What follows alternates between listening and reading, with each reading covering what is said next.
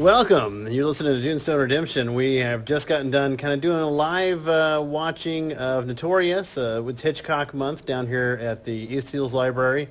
They're doing them every Tuesday night, and we've got 2 weeks to go? 2 more weeks to go. Two more weeks to go. I'm hoping to come back for at least one more. We've got a special guest with us, Bob Schultz, who's an actual real film critic. So Not like us. It's pretty nice. It's pretty nice to be in his presence. And I've said before, in some of these, I love to come down and watch some of the old films that they're showing here, and then some of the new ones. But I love to hear what Bob has to say about the film first, because he seems like he really does his homework and stuff, where we get on and go, hey, I liked it. That's that guy who played in that one film, and then we get the name wrong usually anyway. So, well, let me backtrack a little bit on this Hitchcock thing in particular. Absolutely. I'm absolute cashing in on my undergrad from 25 years ago.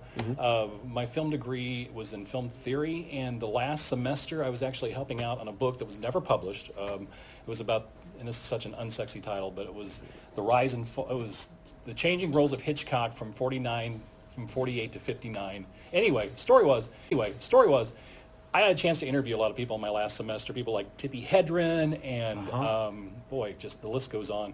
Pat Hitchcock, by the way. I had lunch with her in St. Louis. That's the daughter? That's the daughter. That's awesome. Yeah. That's awesome. So there's a lot of people I had a chance to talk to, and as we kind of got the material together, sadly the guy who was writing it, my advisor, passed away a couple of years ago, but it never happened. But lo and behold, around 2005, when this opportunity came, the library asked me to come in just for a month. He said, would you want to do something? I was a film critic over the hill here at KQ2. And I said, well, that would be great. That'd be great. And so we did one Hitchcock film that month. And then after the month was over, she said, yeah, we can do it for another month. And this is our 14th year. Awesome. That's totally awesome. And so we started doing the monthly Hitchcock thing as a tribute to my old mentor. And basically, like I said, just to cash in on all this information. You don't have to go do the research again. You've It's already all done a lot of it. I have my books. I even brought my books in from there, and my notes from class, and it's just great to look at that. Now, we only covered a certain amount, so I always try to hit one of the films like this one, which we actually did screen in class. But it's 25 years ago I started it, and the more I read about Hitchcock, the more I'm fascinated by it, and the more things that you see connected from film to film and the theme, his ideas. It's just self. He's one of those rare filmmakers where you look at it, and he's saying something new every time that you see it. It's just crazy. It's just crazy, and I swear. Stop me anytime you want, because I'm going to blow out your phone. So I'll tell you, for me, that I bought that bucket list poster. Yeah. And for me, I'm going to see a bunch of movies that I'd never seen. Sure. Of course, I'd seen Psycho back, 20 years ago, but that was the end of my Hitchcock until last week or 2 weeks ago. I watched Vertigo for the first time. And I was like, that movie, it was not what I expected at all. I kind of expected more like almost a horror feel to Hitchcock. And then I got done watching it, I was like, holy crap. So that's when I said to Russell, they're showing more. Yeah. And this was really, it is not what I expected it to be at all. Much more suspenseful. The music, the way he uses music to build the suspense in the movie was fantastic. I was like... Yeah, it's really good. Yeah. So sometimes you feel like the overture is overtaking, but that just really adds to the intensity of the moments and things like that. And with Vertigo, it's funny you guys dropped in on like the introductory level Psycho, and then you dropped into the master's level course, which is Vertigo level course, which is Vertigo. Name dropping here, Joe Hyan. He's a friend of mine that did the film Sweet Jesus Cowtown Ballroom a few years ago. He taught in the 1960s, and I was telling him years ago that we're talking about Vertigo, and he laughed. He's like, film has its own language, but Vertigo, you have to learn the language before you can really appreciate it. And I was just like, oh, okay. And he's right. Every time I see Vertigo again, and we're talking maybe 20, 30 times now, I'm discovering something new every time I see it. Well, and when I came into it, spoiler alert from a movie 60 years old. Right. But for me, I thought, there's some movie, and I kept waiting for that. And then it was like, oh, crap, you got me. Here, and watching tonight's movie, it was the same kind of feel. I really didn't know what was going on. Right. And it was a big shocker at the end, that a happy ending too, I guess. Right. Which that for me that does happy ending too, I guess. Right. Which that for me that does it for me, but This was a really kept my attention the whole time, and I don't know that I know why. Well, I was, they were calling it Notorious, and I'm sure that they were kind of talking about her reputation. Exactly. In the kind of a loose lady, Ingrid Bergman. But also, the thing that got me, it was just, it was the mom knitting. You mentioned the mom earlier. Oh, right. Yeah. The mom knitting, was that creepy? Watching this gal that she knows she is killing. Yeah. Yep. Just slowly fade away, and I was just like, that be evil. You mind right there. sharing what you were pure talking about with the mom thing before? Hitchcock has a bunch of themes that he runs from film to film. He was a guy that really liked to talk about the same things over and over again. There's actually 17 ideas that he runs from film to film. Sometimes he hits all of them, sometimes he hits just a few. This month in particular, we're talking about appearance versus reality in the realm of espionage. And basically what that means is that what you see is not exactly what's happening. And he uses the mother character in most of his films to kind of personify that. A mother, the loving, the God-giving, the life-giving force. In a Hitchcock film, them up, in the case of Psycho, very literally, splitting their personalities in two. And in tonight's film we saw, I think she's one of the top 5 moms because she's just as benign and sweet as possible, but then she whips out that cigarette like a cigar mall and just lights it when she said, well, we know what to do. Yeah, now she said, well, we know what to do. Yeah, now you let me take care of this. Yeah. Mommy will take care of it. This is a cold cut. This is what's going to happen. Yeah, it just chills just goes down your spine. Like we're being, heat and poor that was a scene with that cigarette. Oh, I was too. I was like smoking in bed. It's gone so business is fixing to pick up. But she made it look good. I had totally forgot about that knitting scene too, where she's slowly just drinking the poison and she's just sitting there just biding her time. She's knitting, just watching her just slowly fade away. Now another thing about this film, I hate everything. That's the one thing. I did not like Cary Grant in this. He comes off as a super jerk. Yeah, and I thought about it. Most of the films that I see him in, he's kind of that way.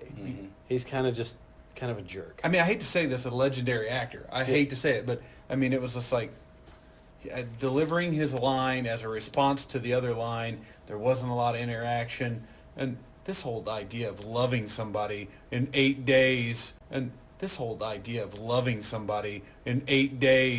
like that, it's just I guess that's a old theme that you can just see in those old movies. I think it is too, and that's I even said at the end of this, it's kind of a clunky start, but boy, the payoff is so good. Yeah, absolutely. And there's a little bit of that in and there was that in Rebecca Ship up front. And you talked about the music. This wasn't Hitchcock's preferred music for this one because he was still working in the studio system. He had no choice. It's like, you'll be using this guy. You're lucky if you get Max Steiner, but you're not. You're going to get this guy instead, whoever that was.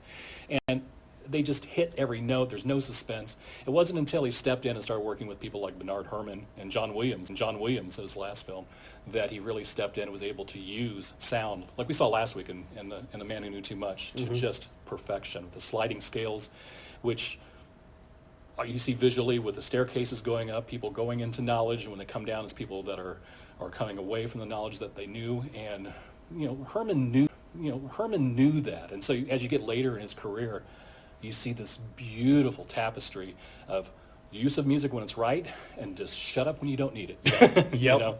And so we didn't see that in this one. And this music always drives me crazy because it's like you've got to have music every beat. It's always which always drives me crazy about movies in the 40s, and it's just like whatever. Isn't it amazing watching these older movies how our culture has changed too? Yes. My God! I always feel like whenever I watch these, it's like they're wearing so many clothes. What is that? You're in Rio and you're wearing clothes. It's like it's got to be hot there. Nobody's got air conditioning. Let's all throw on a jacket and a tie. Her dresses were so big, and she had the one with the big giant bow in the front, and that was just, I was like, man, it's got to be hot.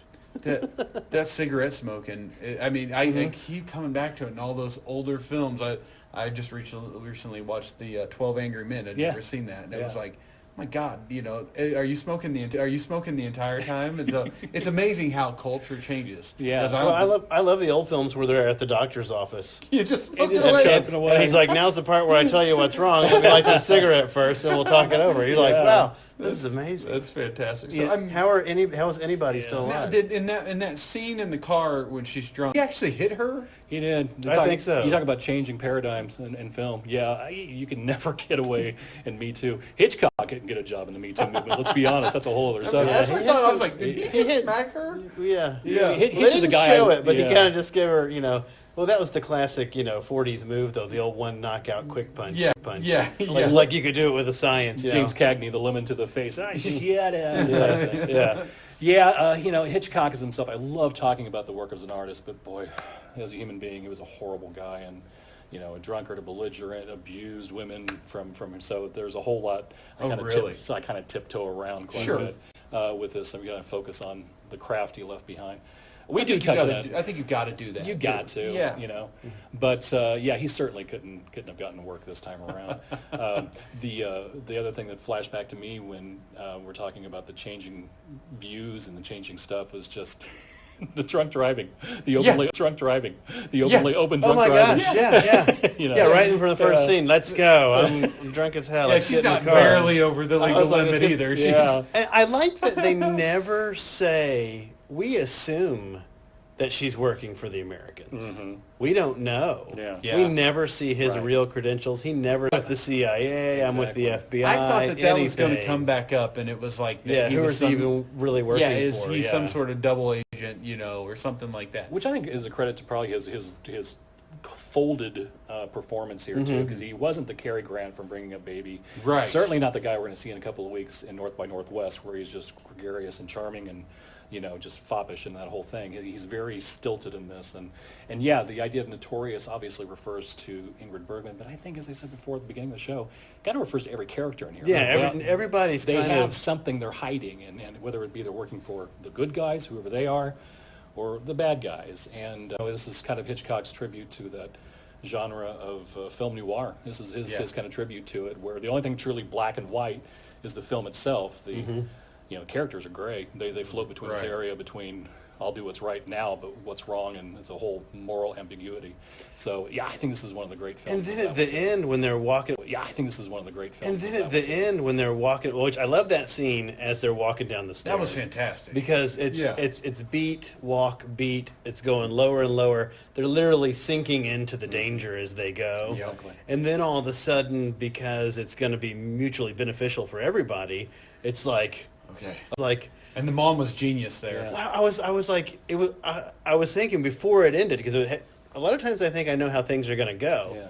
And I was like, well, is he just going to tell him, hey, I'll be back to kill you for poisoning her later? Right. And then he didn't. He just reached over and locked that door and drove away, and that's all he had to do. Yeah, in the I was like, matter that was and drove away, and that's all he had to do. Yeah, in the I matter was like, of- that was masterful. In the matter of about 15 steps, there was like 4 different plot points that came to a head. I totally forgot about that, seeing this again, where you have the mother who's torn between her duty to the Nazis and also the duty to her son, trying to get him out.